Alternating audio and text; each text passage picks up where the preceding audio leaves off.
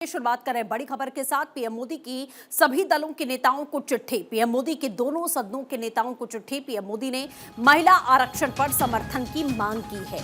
तो ये बड़ी जानकारी आपको दे रहे हैं महिला आरक्षण बिल को लेकर। और महिला आरक्षण पर बिल तो पास ही हो चुका है, आपको पता है। उसकी इंप्लीमेंटेशन को लेकर जो कवायद है वो शुरू कर दी गई है और इसे लेकर प्रधानमंत्री मोदी की तरफ से दोनों ही दलों के नेताओं को चिट्ठी लिखी गई है। पीएम मोदी की दोनों सदनों के नेताओं को चिट्ठी है। पीएम मोदी ने महिला आरक्षण पर समर्थन मांगा है। तो ये बड़ी खबर आपको बता दें, क्योंकि आप देख रहे हैं महिला आरक्षण को लेकर भी लगातार विपक्ष की ओर से बयानबाजियों का दौर यहां पर जारी है। जिस तरीके से महिला आरक्षण लाया जा रहा है, पहले बिल पास हुआ और उसके बाद अब इसके इम्प्लीमेंटेशन की प्रक्रिया राज्यवार तरीके से शुरू की जाएगी और उसके समर्थन की मांग प्रधानमंत्री मोदी यहां करते हुए नजर आए हैं। उनकी ओर से चिट्ठी लिखकर इसकी अपील की गई है, क्योंकि महिलाओं को सदन में उनकी भागीदारी यहां पर बढ़े और एक तरीके से महिलाओं को सशक्त करने के लिए ये बड़ा फैसला यहां पर लिया गया। ये बिल लाया गया जिसे अब राज्यवार इम्प्लीमेंट किया जाएगा। इसे लेकर चूंकि विपक्ष की तरफ से कई तरीके की बातें भी निकलकर सामने आई, कई कटाक्ष भी यहां पर किए गए और आप देख रहे हैं पीएम मोदी की तरफ से दोनों सदनों को चिट्ठी लिखी गई है और सभी दलों से यहां मांग की गई है समर्थन की। अक्षय हमारे साथ जुड़ चुके हैं। अक्षय, क्या कुछ जानकारी इस अपडेट को लेकर?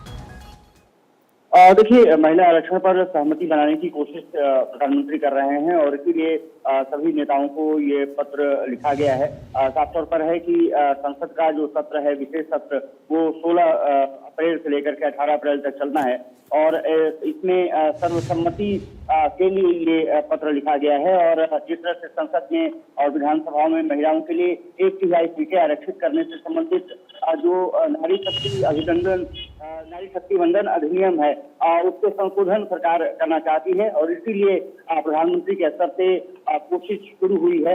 ये माना जा रहा है कि सभी नेताओं को और पार्टियों को चिट्ठी लिखी गई है।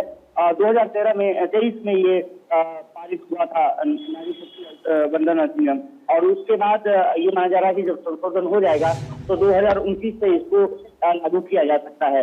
अब सबसे बड़ी बात यह है कि प्रधानमंत्री ने जिक्र किया है कि 16 अप्रैल से ये ऐतिहासिक सत्र होने जा रहा है और जब चर्चा होती है, महिलाओं की भागीदारी बढ़ती है, निश्चित रूप से सम्मान बढ़ता है, महिलाओं का सम्मान बढ़ता है, देश का सम्मान बढ़ता है।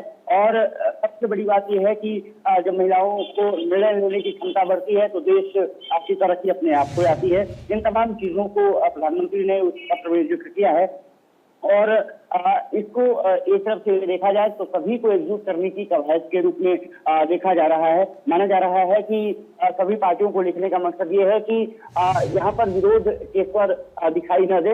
हालांकि कांग्रेस और अन्य विपक्षी दलों ने जरूर आनंद में जो सत्र बुलाया गया है उस पर सवाल खड़े किए हैं, लेकिन प्रधानमंत्री ने दो पन्ने में जो पत्र में कहा है कि ये किसी पार्टी या व्यक्ति का निर्णय नहीं है, बल्कि महिलाओं को समानता देने के लिए इस सत्र को लाया गया है ताकि इसमें जरूरी संशोधन किए जा सके और जल्द से जल्द महिलाओं को जो उनका हक है इसको दिया जा सके।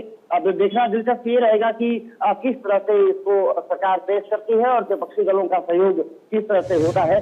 माना जा रहा है कि 2029 विधानसभा और लोकसभा चुनाव में एक साथ इसको लागू करने की कवायद सरकार की तरफ से हो रही है। हालांकि जो पहले की बात थी वो 2034 लोकसभा चुनाव से लड़ने की बात आ रही थी। अब देखना यह है कि पश्चिमन का जो सबसे बड़ा मुद्दा है वो किस तरह से सॉर्ट आउट किया जाता है। क्या ये 2011 की जनगणना के आधार पर होगी या फिर 2027 में जो जनगणना हो रही है उसको जो पूरी होगी और उसके अनुसार होगा।